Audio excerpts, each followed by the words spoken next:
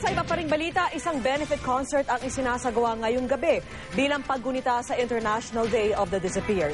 At live mula sa Marikina, saksi si Mav Gonzalez. Mav? Vicky, nagsanga ang benefit concert dito sa Marikina hindi lang para sa mga desaparecidos, kundi pati na rin doon sa mga lumikas galing sa probinsya patungo dito sa Maynila. Napuno ng musika ang paggunita sa International Day of the Disappeared ng iba't ibang grupo dito sa Marikina.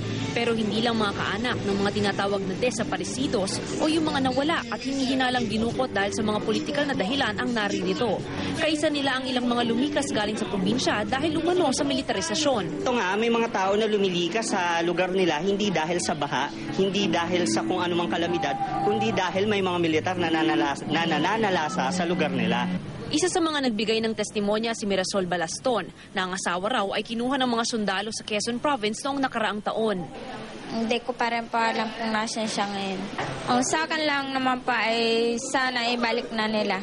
Bago nito ay nagtipon-tipon na rin sa Plaza Miranda ang mga militante at kaanak ng mga desaparecidos.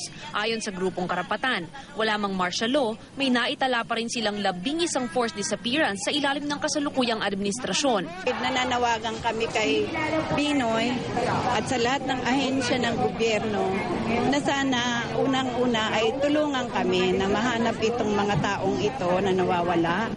Pero pagtitiyak ng palasyo, our administration frowns upon that. We have a policy against human rights violation, and it includes, since forced disappearances are part and parcel of human rights violation.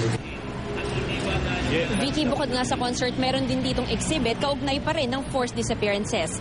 At live mula dito sa Marikina City, ako si Mav Gonzalez, ang inyong saksi.